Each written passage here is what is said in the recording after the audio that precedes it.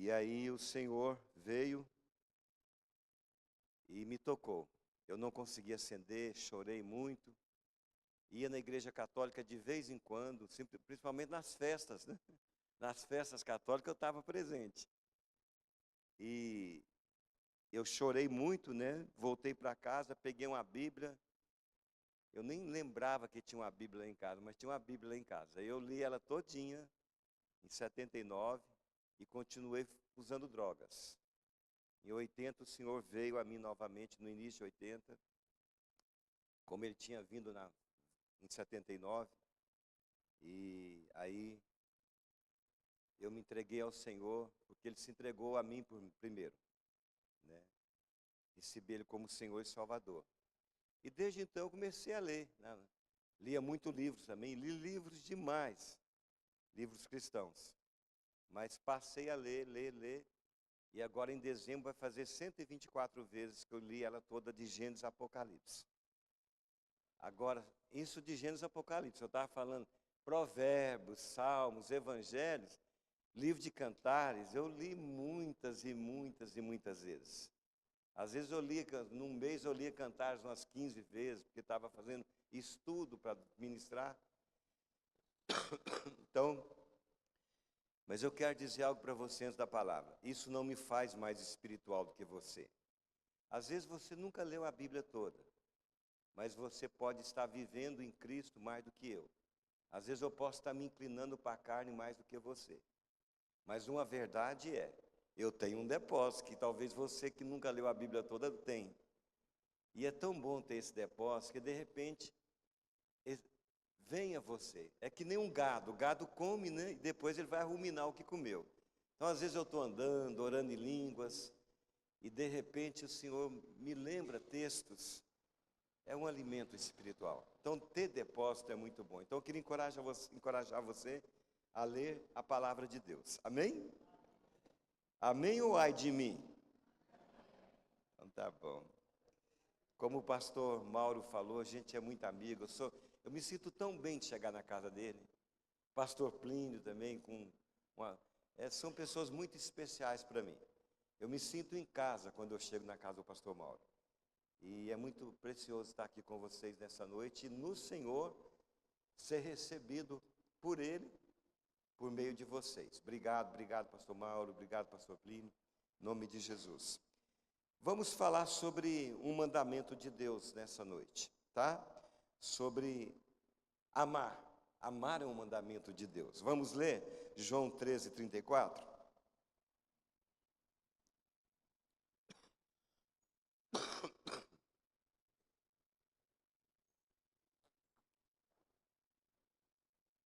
João 13:34.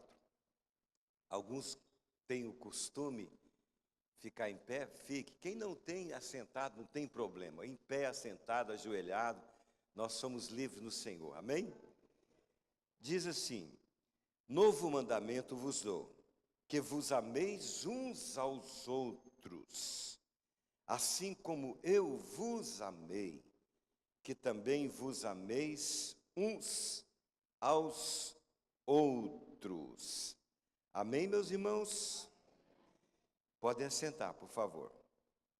Então, esse é o mandamento do Senhor Jesus aos seus discípulos e a todos os seus, sejam apenas um cristão ovelha ou os seus discípulos em todas as gerações. É mandamento.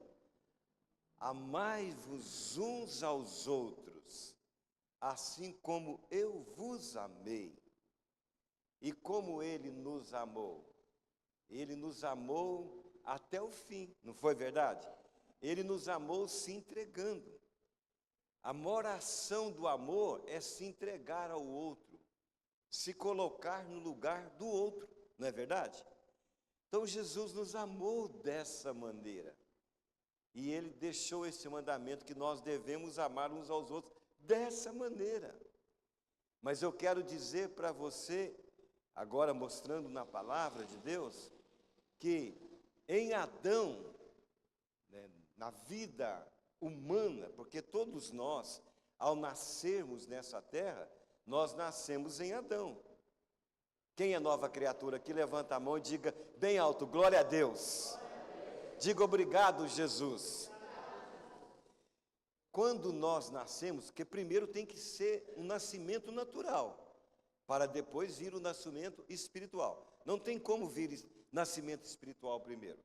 Quando nós nascemos em Adão, nós recebemos uma porção limitada, né, do amor ilimitado de Deus, certo? Nós recebemos essa porção. Deixa eu cronometrar aqui, para não passar da meia-noite. Brincadeira. Então, nós recebemos essa porção em Adão. Todos em Adão amam, mas todos em Adão deixam de amar. Até os mais próximos, nós amamos e deixamos de amar. Não é verdade? É como trocar de roupa. A gente ama hoje, amanhã não ama mais. Com esse amor, nós não conseguimos amar como Ele nos amou. E é um mandamento. Então, em Adão é impossível amar dessa maneira, uns aos outros.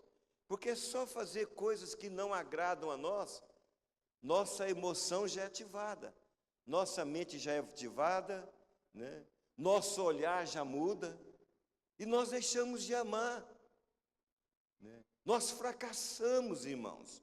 Não é você que fracassa, é todos nós.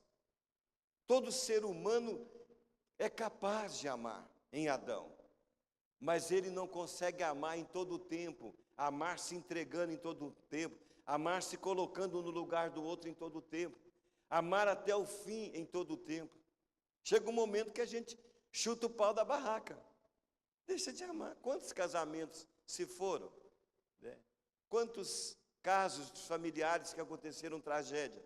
Por causa desse amor que foi contaminado com o fruto da árvore do conhecimento do bem e do mal.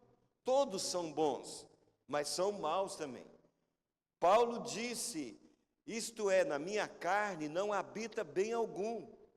Na carne humana não habita bem algum espiritual, porque toda a carne humana tem bondade. Pior homem, um homicida, um ditador, ele tem momentos de bondade e amor. Mas quando Paulo diz, na minha carne não habita bem algum, ele está falando no sentido espiritual. Na carne não tem amor espiritual, amor de Cristo, não tem bondade espiritual. Por mais nobre que seja um amor na carne, né, que seja comentado, falado, nossa, que coisa mais linda, esse ato de amor é passageiro, é terreno, fica aqui, não sobe. O que sobe é o amor feito por Cristo, por meio de Cristo através de nós. O que nos acompanha é o amor de Cristo, que é feito por Ele através de nós nessa terra. Está claro isso? Posso ouvir um amém bem forte de vocês? Então, com o amor de Adão não conseguimos, podemos tentar, mas vamos sempre falhar. Nós amamos com o amor de Deus agora que é a própria pessoa dele. O que diz Romanos 5:5? Vamos ler lá, rapidamente? Romanos 5:5.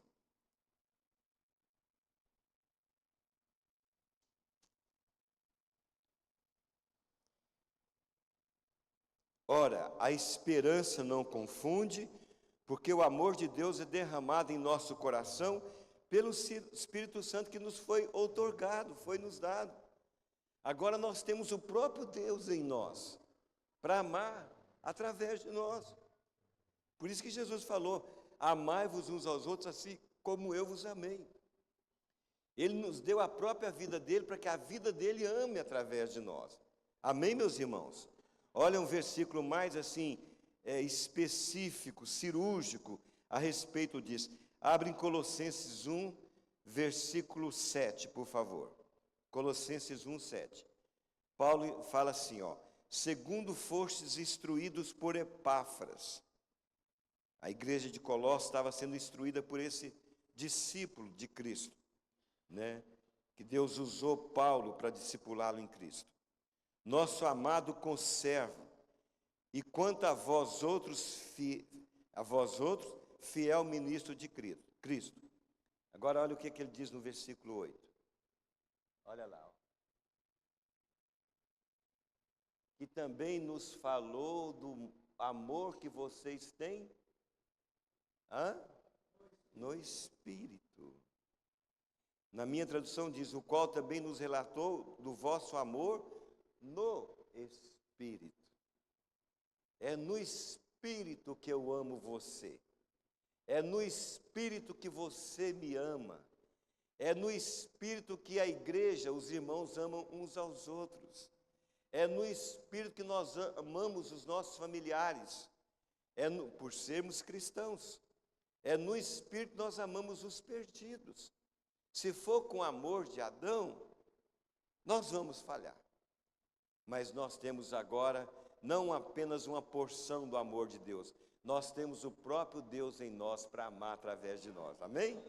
Você pode pôr a mão no seu coração e agradecer, falar obrigado, Senhor, porque o Senhor está em mim para amar. Vamos continuar. Então, nós amamos com o amor de Deus em Cristo. Uma segunda verdade, para que a gente ame hoje as pessoas, né? Eu quero cada vez mais Cristo. Quando eu digo nós amarmos as pessoas, eu estou dizendo Cristo amando através de nós, porque nós temos uma nova vida nele. Agora nós estamos em Cristo. Então, outra verdade é nós permanecermos em Cristo. Vamos dizer isso? Permanecer em Cristo. É claro que nós estamos em Cristo e Cristo está em nós. Mas eu estou dizendo permanecer no dia a dia, né? Permanecer assim na prática no dia a dia, porque não tem meio termo. Ou nós permanecemos em Cristo, ou nós vamos permanecer em nós mesmos, na carne. Não tem como ficar no meio, em cima de um muro, isento. Não, a gente está em Cristo no dia a dia, na prática, ou então a gente está na carne, nas obras da carne. Então tem que permanecer. O que diz em João 15, 5? Eu sou a videira verdadeira e vós sois os ramos. Quem permanece em mim e eu nele, esse dá muito fruto. Não é pouco não, é muito, porque é o Senhor frutificando através dele. A palavra não está no plural, fruto.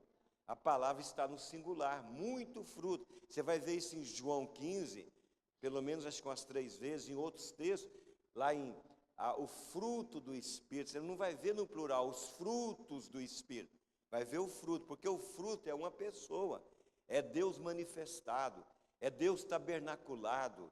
O fruto é a palavra, Jesus é a palavra manifestada, a palavra tabernaculando em nós, entendeu? Então, permanecer em mim, eu e vós, vocês vão dar muito fruto, porque sem mim nada podeis fazer. Eu não consigo amar.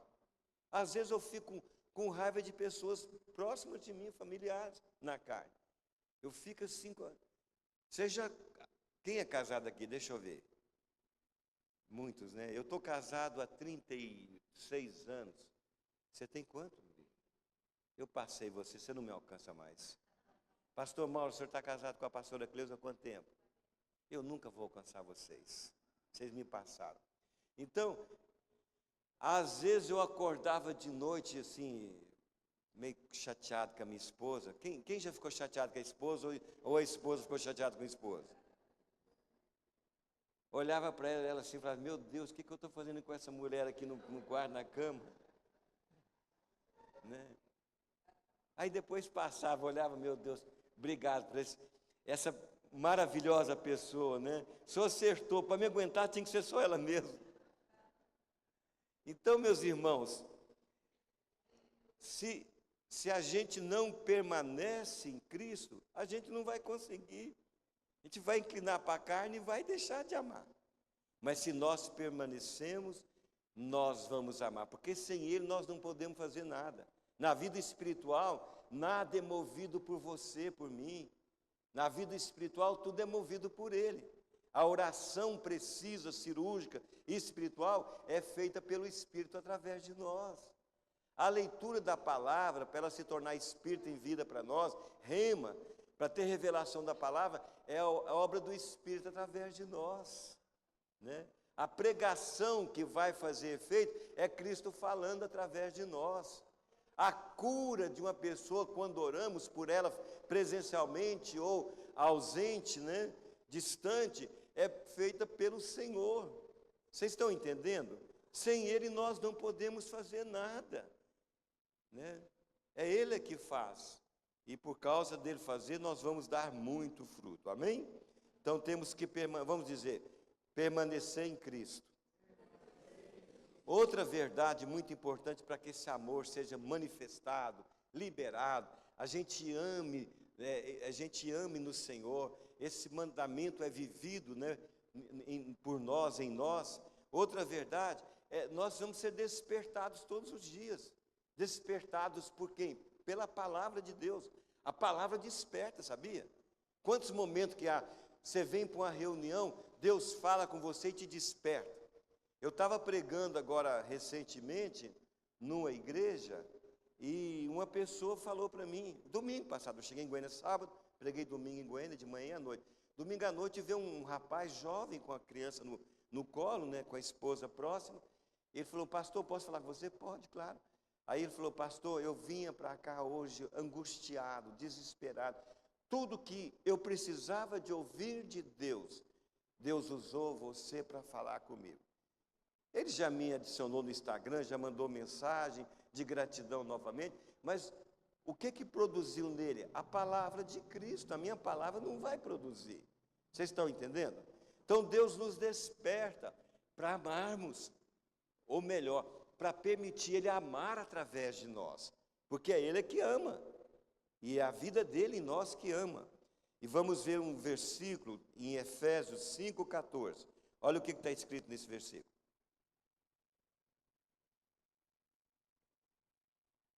Desperta, pelo que diz, desperta, ó tu que dormes, levanta-te de entre os mortos, e Cristo te iluminará, certo? Essa palavra aqui se aplica para uma evangelização, porque todos que estão sem Cristo estão dormindo, precisa ser despertado, precisa ser iluminado, né? Precisa ser levantado dentre os mortos, claro, mas dentro desse contexto de Efésios 5, não está falando uma palavra de evangelização, está falando uma palavra de edificação, está falando para os filhos, para a igreja. Quando nós estamos andando na carne, inclinando para a carne, nós dormimos, nós ficamos adormecidos. E a palavra de Deus diz, olha como a palavra nos desperta. Eu não sou capaz, escute com muita atenção, você e eu não somos capazes de despertarmos por nós mesmos. É Deus que nos desperta. Isso é obra espiritual. É Deus que opera o querer e o realizar na nossa vida. A nossa carne está sempre inclinando para a carne, né? A nossa carne nunca vai buscar as coisas espirituais. A carne sempre milita contra o espírito. E o espírito está sempre militando contra a carne, para que não façamos o que queremos. Porque o que nós queremos fazer como nova criatura é amar como Ele nos amou. É perdoar como Ele nos perdoou. É deixar a santidade dEle em nós, como Ele foi santo quando esteve na terra. E na vida dEle nós somos santos. Então nós queremos as coisas espirituais, mas a carne está lutando ali para que nós não façamos o que queremos. Está entendendo isso, meus irmãos? E aqui diz, desperta, tu que dormes, levanta-te dentre os mortos. A palavra dEle é que nos desperta para amar. É a palavra dEle que nos levanta. O homem na carne está prostrado, ele está caído, mas a palavra nos levanta e faz-nos andar eretos em Cristo Jesus. E a palavra nos ilumina. A palavra nos ilumina. Nossa, eu estou tentando amar com o amor de Adão. Por isso que eu estou falhando. Eu tenho que amar com amor. Por isso que eu não estou perdoando. Por isso que eu ando carregando mágoas, ressentimento. Então eu tenho que amar com o amor de Cristo que está em mim, derramado no meu coração, pelo Espírito Santo que me foi dado. Amém? Amém? Vamos ver então rapidamente, projeta para mim Cantares 2, versículo 10 a 12. Vamos ver um exemplo figurado. O livro de Cantares é um livro poético, histórico, é um livro geográfico, é um livro de muita intimidade, de uma busca, uma conquista, né? Uma busca perseverante, até uma conquista e uma união de um amor de um homem Salomão e de um amor de uma mulher sulamita. Também é um livro figurado, é o amor de Deus por Israel. É um livro figurado, o amor de Jesus por você. Você é uma sulamita. Eu sou uma sulamita. Individualmente, nós corporativamente somos sulamitas. Cantares 2, versículo 10 a 12. Achou aí? Tem Cantares aí na sua Bíblia? Tem? Principalmente os profetas menores, parece que somem, né? Então vamos lá. Olha aqui o despertar. Então você vai ver, Salomão está falando para despertar sulamita. Então, figuradamente, agora você vai ver Jesus falando com você, para te despertar. O meu amado falou e me disse: levante-se, minha querida, minha bela, e venha comigo. Continua. Próximo versículo. Veja, o inverno passou, acabaram-se as chuvas e já se foram.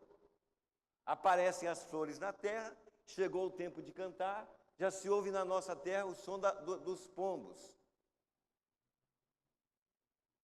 Aí, tá bom. Isso aí também continua o texto, mas só até aí tá bom. Aqui, Salomão despertou a sulamita com suas palavras. Jesus está despertando nós. Quando ele fala, levanta, né, querida minha, amada minha, o inverno já passou. O inverno é a figura, sabe de quê? Da morte. Ele já morreu.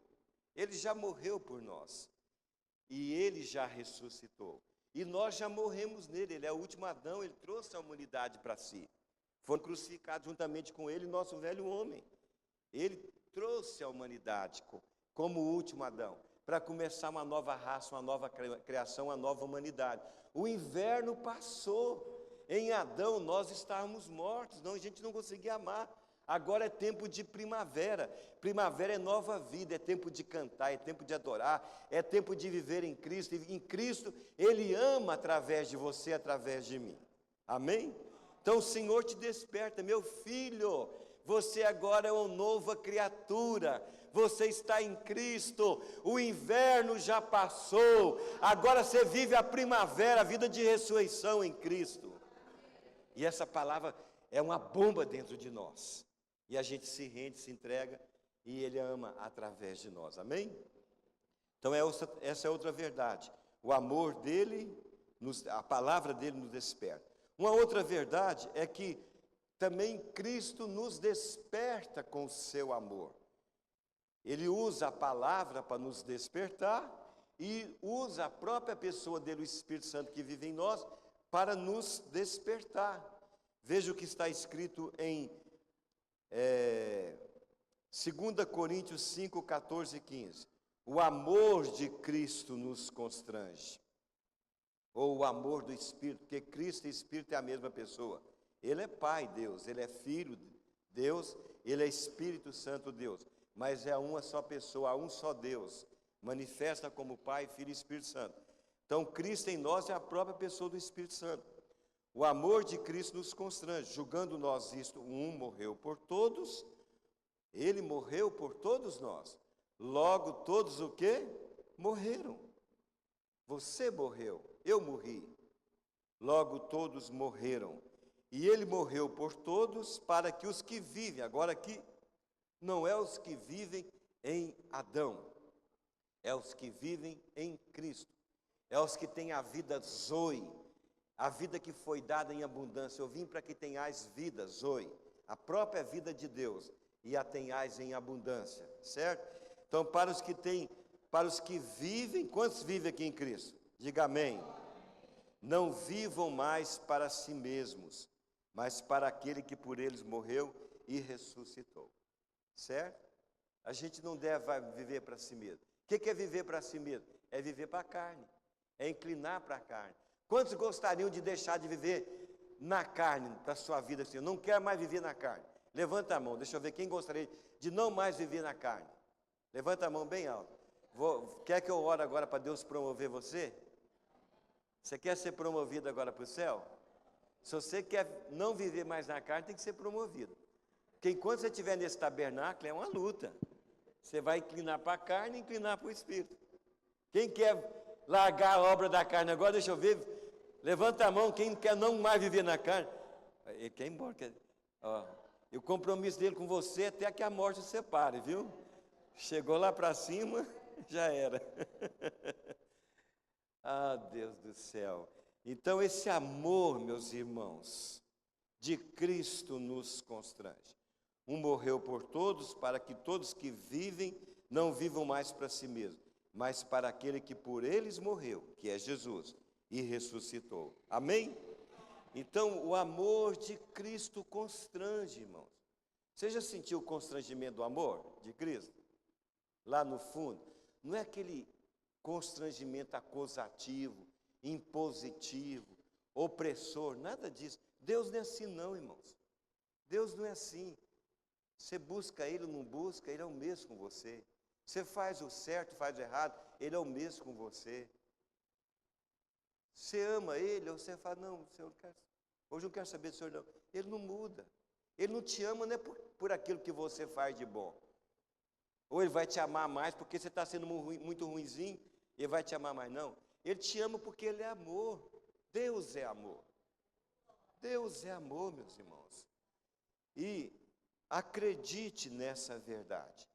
O diabo é aquele que força você a fazer coisa errada. E acusa, culpa, traz culpa, né? Quer te controlar. Deus quer te controlar, não. Vocês acham que Deus quer te controlar? Pode esquecer. Deus não é assim. Mas o amor dele te constrange. Me constrange. Acredite nisso. Sabe quem quer te controlar? Faz assim, ó. Eu quero controlar minha esposa se eu sou casado. A minha esposa quer me controlar. A gente quer controlar filhos. A gente pegou isso do maligno. Isso vem da árvore do conhecimento do bem e do mal. Isso vem da institucionalização do sistema do mundo na terra, lá com Nimrod, em Gênesis 10, da Babilônia. O mundo jaz no maligno. As pessoas querem controlar, né, aos outros. Deus não é assim, mas o amor dele constrange. Quantas vezes eu fiz coisa errada com a minha esposa? Falei palavras que não deveria, né? Tive atitude errada. Quando eu ia orar, meus irmãos, aquele amor me constrangia. Não me obrigava, não botava um revólver na minha cabeça e falava, vai lá e pede perdão. Não. Mas me constrangia lá dentro. Deus nos constrange para que nós não inclinemos para a carne. E nós inclinemos para Ele, para que Ele ame através de nós. Eu vou amar você pela vida do Espírito. Eu vou amar aqueles que não são dignos lá fora, não são merecedores pela vida do Espírito que está em mim.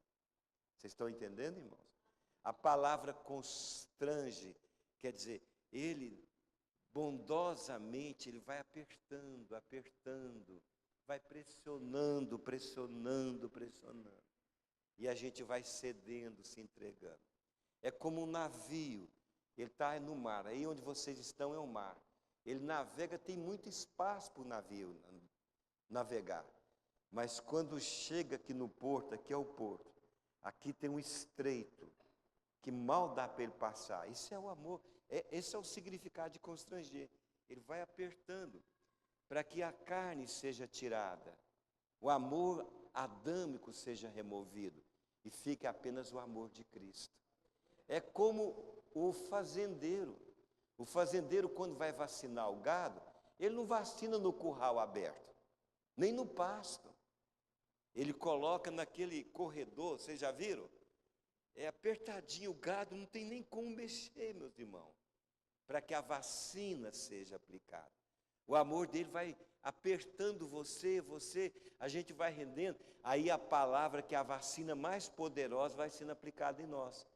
Vai transbordando a palavra Cristo em nós. Aí a gente vai amando com o amor de Cristo.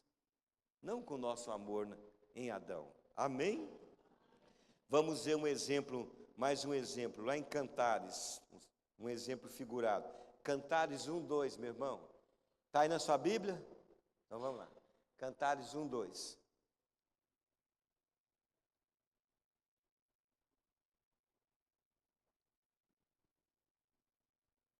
Ah, se ele me cobrisse com os beijos da sua boca.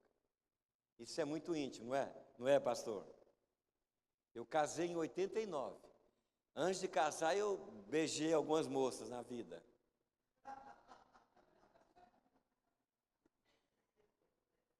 Mas de 89, quando eu casei até hoje, essa intimidade aqui, ó, é exclusiva da minha esposa.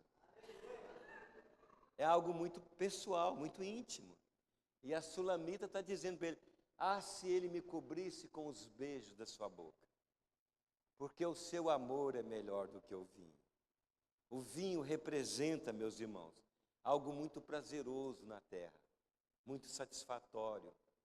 O vinho traz satisfação, traz prazer, traz alegria, mas o teu amor é melhor do que o vinho. Não dá para comparar o amor de Deus com tudo que há na terra. E essa palavra amor aqui, na língua que foi escrita no hebraico, não está no singular, está no plural, pastor Plínio. Está assim, ó, os teus amores são melhores do que o vinho. Por quê? Porque o amor dele se manifesta de várias maneiras, em vários momentos. Às vezes eu estou angustiado, o amor dele vem me refrigerando. Às vezes eu estou sentindo uma vontade de ser liberto de uma angústia, o amor dele me liberta da angústia. Às vezes eu preciso de provisão, o amor dele vem trazendo a provisão. Às vezes eu preciso de uma cura, o amor dele manifesta numa cura. Os teus amores são melhores do que o vinho. Isso é, o amor do Senhor vai nos constrangendo. Ele manifesta o amor dele por nós, em nós, e isso vai nos apertando, apertando, até a gente se render e deixar ele amar através de nós. Ele quer amar você através de mim. Ele quer me amar através de você. Ele quer amar o presidente, o vice, os políticos, os ladrões dessa vida, os mendigos, né? Os piores, os bons. Ele quer amar através de nós. Só Ele é capaz de amar, meus irmãos. Amém? Vamos ver mais um ponto para nós concluirmos. Outra verdade para que esse amor que está em nós seja manifestado mais e mais crescente e abundantemente é viver a obra da cruz e ressurreição. Vamos dizer? É viver a obra da cruz e da ressurreição. Ele morreu na cruz, certo? Ele é o último Adão, ele morreu por todos. Eu não sou universalista, sei também que vocês não são. Nem todos serão salvos. Não serão por não receber, por não crer, por não aceitar. Mas ele morreu por todos. Deus estava em Cristo, reconciliando consigo mesmo o mundo e não imputando mais aos homens as suas transgressões. Ele não imputa mais. Quer dizer, ele não imputa porque ele se tornou pecado. Aquele que não conheceu o pecado, ele se fez pecado por nós, para que nós nos tornássemos justiça de Deus. Então, meus irmãos, escute com muita atenção. Ele morreu, fez uma obra que nenhum homem poderia fazer, e fez como homem. É verdade que ele é o Deus homem, é o Deus manifestado num homem em uma só pessoa. Não são duas, é uma pessoa. Deus homem, Jesus, o homem, Cristo, o Deus. Mas tudo que ele fez, ele foi usado pelo Espírito Santo para ressuscitar, para curar, sim. Mas tudo que ele fez no sentido de vencer o pecado, as obras da carne, vencer o diabo em vida na cruz, vencer o mundo, ele venceu como homem, tá certo? Ele foi um homem perfeito, um homem sem pecado. Então aqui ele está na cruz. O único que poderia fazer o que foi feito foi ele. Mas aí, como eu disse, ele traz a humanidade para ele. para começar agora uma nova humanidade.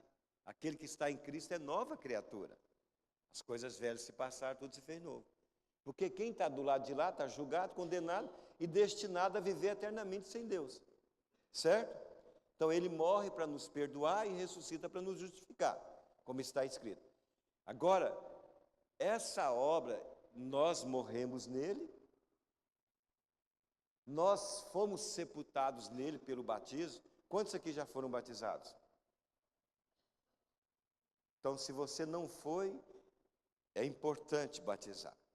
Nós somos sepultados nele pelo batismo e nós ressuscitamos nele para viver novidade de vida. É verdade que um dia nós teremos uma ressurreição corporal, certo? Se ele não vier e nós formos, nós teremos um novo corpo, um corpo ressuscitado. Agora, se ele vier e se nós estivermos nesse corpo, esse corpo se tornará imortal. Esse corpo que é corruptível se tornará incorruptível, certo? Será transformado na vinda dele. Mas nós já temos a vida de ressurreição. Eu já tenho a vida eterna. Quem crê em mim tem a vida eterna. Eu já tenho o Espírito que levantou ele dentre os mortos e é o Espírito que me vivifica todos os dias. Tá certo, meus irmãos? Então eu preciso de maneira, isso já é legal, já é fato. Agora eu preciso de modo prático e experimental viver a obra de cruz e ressurreição diariamente. Porque se eu vivo isso, se eu morro todo dia e se eu ressuscito todo dia, de maneira prática, quem vai amar vai ser ele através de mim. Está claro isso para você? Sim ou não? Olha o que Paulo escreveu, Filipenses 1, 20 e 21. Segundo a minha ardente expectativa e esperança de que em nada serei envergonhado. Paulo está dizendo aqui a respeito dele, mas não dele em Adão, é dele em Cristo, dele como um homem espiritual, não como um homem carnal. Nada serei envergonhado.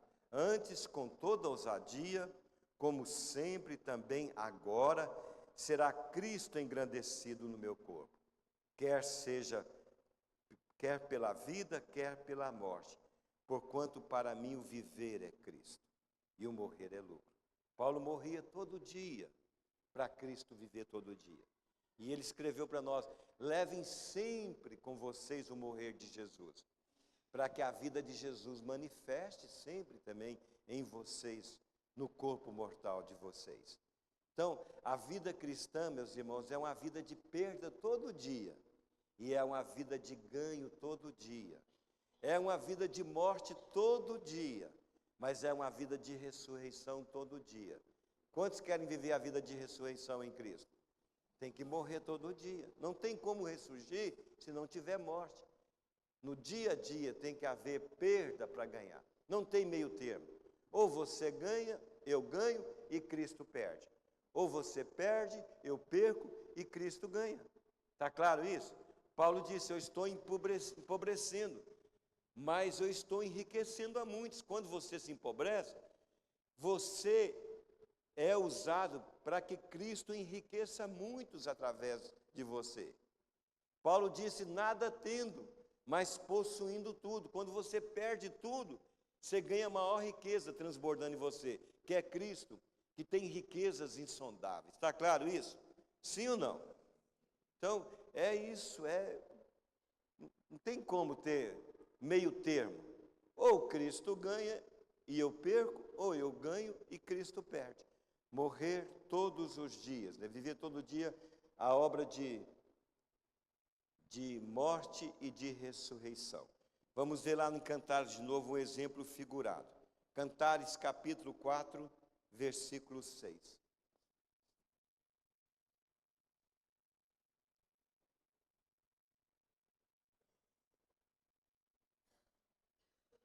Olha aqui que a Sulamita diz. Isso é muito importante. Quando ela experimenta essa realidade aqui, isso aqui é a vida de morte e ressurreição. Tá? Quando ela experimenta isso aqui, depois vocês vão ver o verso 7 que o Senhor fala para ela. E você vai ver depois no versículo, deixa eu mostrar aqui para vocês, antes de comentar isso aí.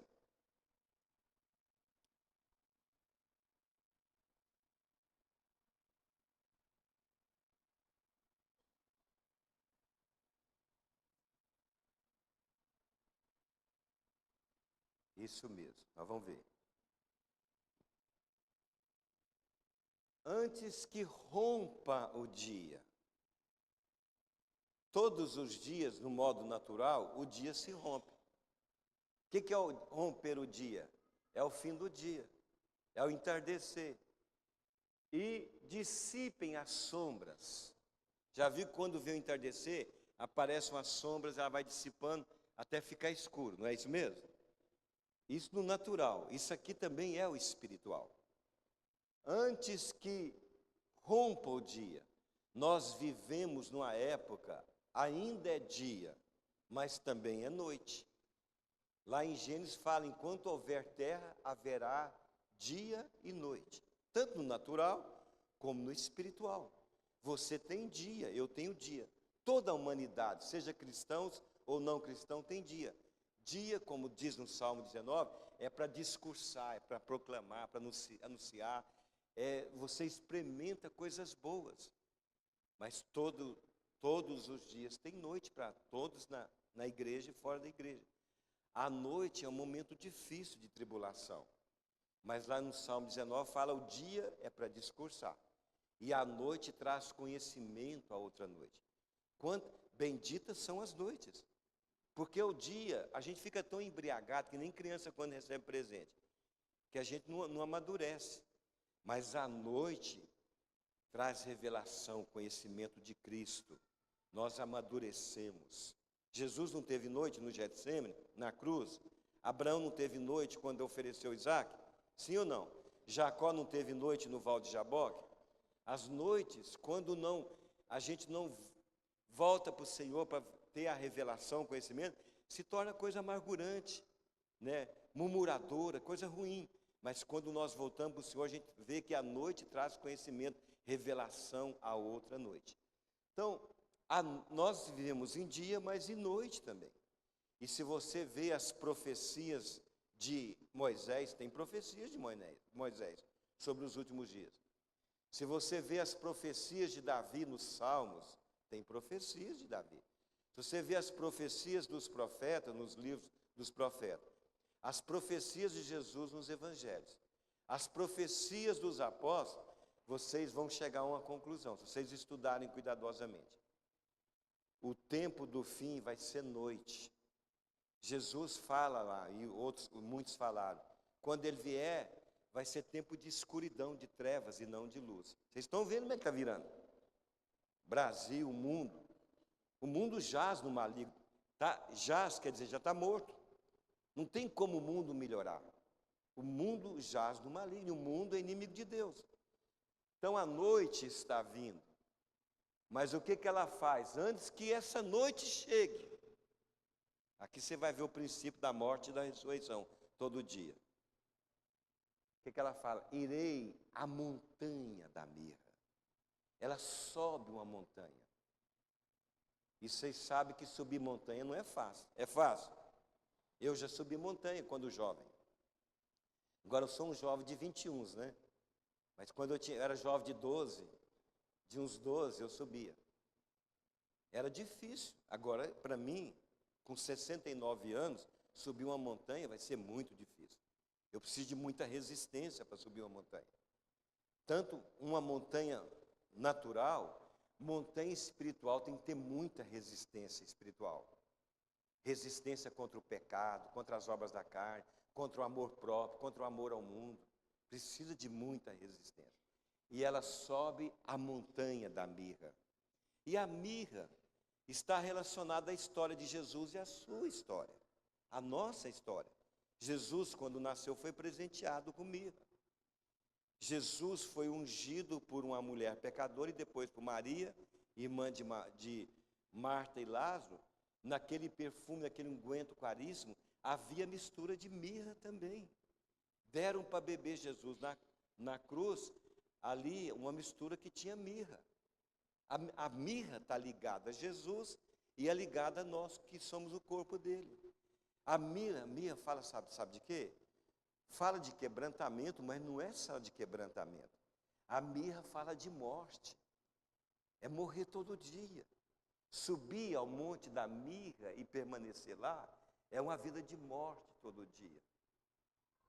Aí desfruta da vida de ressurreição. E ela fala, e a colina do incenso. A colina também é uma montanha. Ela sobe a colina, né, do incenso. E o incenso na Bíblia fala sobre oração, fala sobre louvor e fala sobre adoração. Hoje nós cantamos aqui. A gente tem facilidade de cantar na igreja, na congregação. A gente tem facilidade de cantar quando a gente está no carro e coloca um louvor, a gente canta. A gente tem facilidade em casa botar um louvor e participar daquele canto que está sendo cantado no CD, na televisão. Sim ou não? Mas no secreto, só você e ele, só eu e ele, a nossa carne resiste tanto para a gente permanecer numa vida de oração, de louvor e adoração, no secreto, e sair para a nossa vida, para o nosso dia a dia, viver lá no interior uma vida de louvor, de oração e de adoração. Vocês estão entendendo, irmãos? Está claro isso para você? Isso é morte e ressurreição todo dia. Montanha da mirra, colina do incenso. Passa o próximo versículo, por favor. Aí olha só o que Salomão disse para ela. É o que Jesus disse para nós nessa noite. Isso ele já vê a gente dessa forma. Deus já vê a gente dessa forma. Jesus já vê você e eu dessa forma. Porque Jesus não vê seus defeitos, nem os meus. Ele não vê nossas obras da carne. Jesus olha a vida dele dentro de nós. E essa vida dentro de nós é perfeita. Ele olha para você e vê Cristo. Ele olha para mim e vê Cristo. Ele não olha para nós e vê, como é o nome do Senhor? Saulo. Ele não olha para o seu Saulo e vê o Saulo.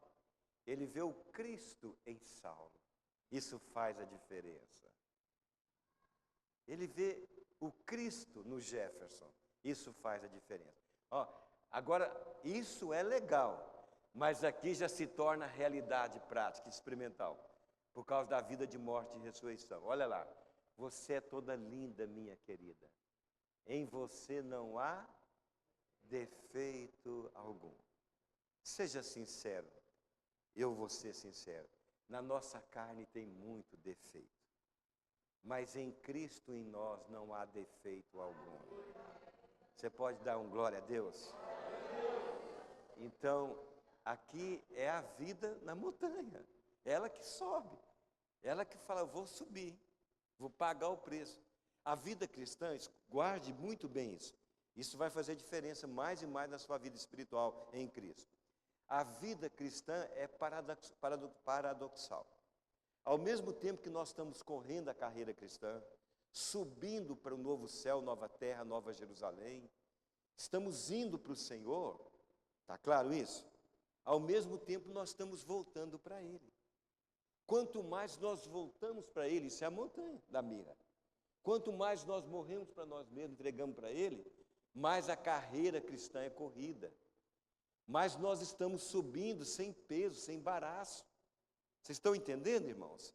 Então existe esse paradoxo. Ao mesmo tempo que eu estou indo, eu estou voltando para Ele. Quanto mais eu volto para Ele, mais eu vou. Mais eu sou livre para correr. E agora olha a sequência. Próximo versículo. Eu não vou comentar, só vou mostrar para vocês. Olha o que ele disse para ela. Venha do Líbano comigo. Cada palavra Líbano aí tem significado espiritual. Minha noiva, venha do Líbano comigo. Desça do alto do Amana tem sentido espiritual. Do topo do Senir tem sentido espiritual. Do alto do Hermon tem significado espiritual. Tudo isso, sabe o que representa? Os lugares celestiais. Nós já estamos lá, legalmente assentados em Cristo, nas regiões celestiais. Mas agora é algo experimental, não é apenas legal. É algo experiência. Olha aqui, ó. Do alto do Hermon, das covas dos leões e das tocas dos leopardos nas montanhas. Nós vamos viver de modo prático aquilo que está escrito. Nós estamos assentados em Cristo nas regiões celestiais. Tem principados, tem potestades. Esses animais aí representam principados e potestades. Mas nós estamos lá vivendo essa vida transbordante de Cristo. Ele ama através de nós, Ele vence através de nós, Ele é a nossa vida, meus irmãos. Ele é o nosso tudo. Está claro isso para você? Está claro, amém? E eu quero terminar agora, já foi demais, 45, falei que até meia-noite. Eu queria terminar em 40. Dá tempo, pastor, de contar o testemunho de uma mulher? 5 minutos? Dá? Vocês esperam mais 5 minutos? Deixa eu ver, quem concorda, espera, levanta a mão, deixa eu ver. Quem não espere, fica sentado. Não vai embora não, por favor. Vou falar para você de Juliana de Norwich. Norwich é uma cidade da Inglaterra. Essa mulher, uma freira, ela viveu na época de John Hus, antes da reforma de Lutero, foi um pré-reformador. Esta mulher amava muito ao Senhor, mas muito mesmo. Muitos escritores famosos escreveram a respeito dela. Ela pegou uma doença praticamente incurável. Naquela época tinha muita epidemia. E ela ficou muito ruim, muito doente. E ela falou para Jesus: Senhor, se o Senhor me levar, é melhor, eu vou estar com o Senhor. Mas se o Senhor quer que eu fique aqui, o Senhor vai me curar, né? E nesse tempo da enfermidade dela, ela entrou nas profundezas do Espírito. Ela subiu o monte da mirra. Ela entrou em Deus mesmo, buscou a Deus. E o Senhor a curou, meus irmãos. E aí ela falou para o Senhor: já que o Senhor me curou na minha enfermidade externa, no meu corpo, agora eu quero que o Senhor me dê 3 feridas interiores. Me fira, Senhor, com essas 3 feridas. E eu não vou pedir ao Senhor nunca, vou falar, tira elas. Não, eu quero viver na terra com essas 3 feridas. O livro dela, nesse momento de muita dor, chama Revelações Profundas do Amor de Deus.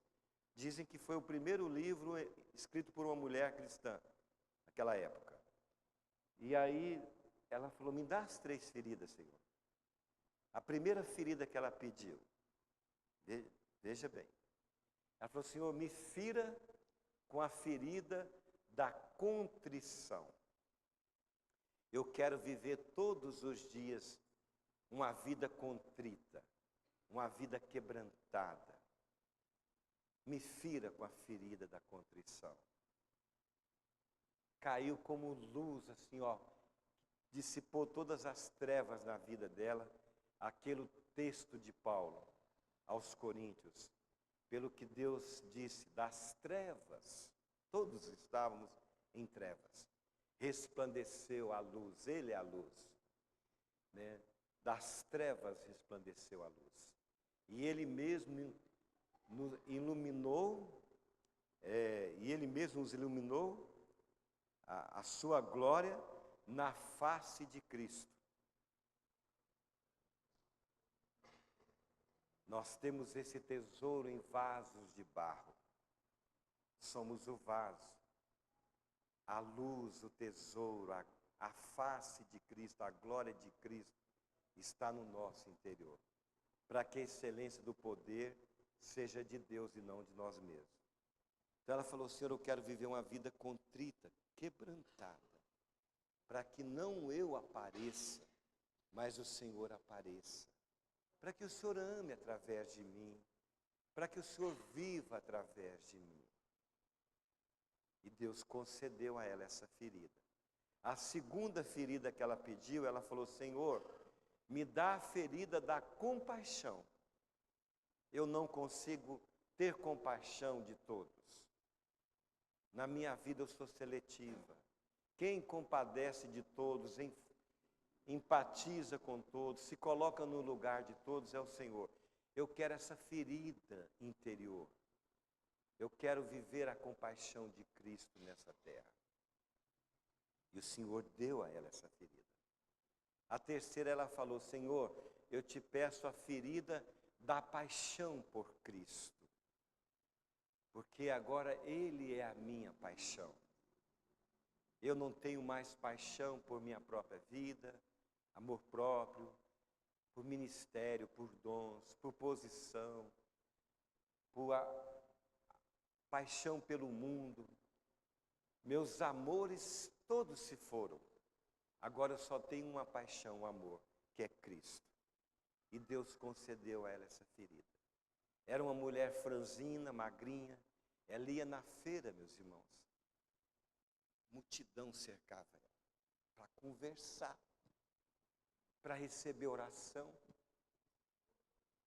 Ela no convento, reis vinham, rei da Inglaterra, vinham para ouvir conselho dessa mulher, para receber oração dessa mulher. Deus concedeu a ela essas 3 feridas: contrição, compaixão e paixão por Jesus. Ela subiu a montanha da mirra e lá permaneceu, vivendo seus dias, morte e ressurreição todos os dias. É isso que nós temos que viver aqui em Indaiatuba, no Brasil, eu lá nos Estados Unidos, nós filhos de Deus. Porque Ele deu esse mandamento para nós: amai-vos uns aos outros, assim como eu vos amei. E a gente ama com a vida dele. Querido Senhor, obrigado por essa noite, obrigado pela tua presença, obrigado por tua palavra, obrigado por essa igreja do Senhor, amada. Senhor, que cada vez mais seja o Senhor amando através deles. Que a vida do Senhor transborde na igreja. Te agradecemos por essa noite em nome de Jesus. Amém. Deus abençoe, amados.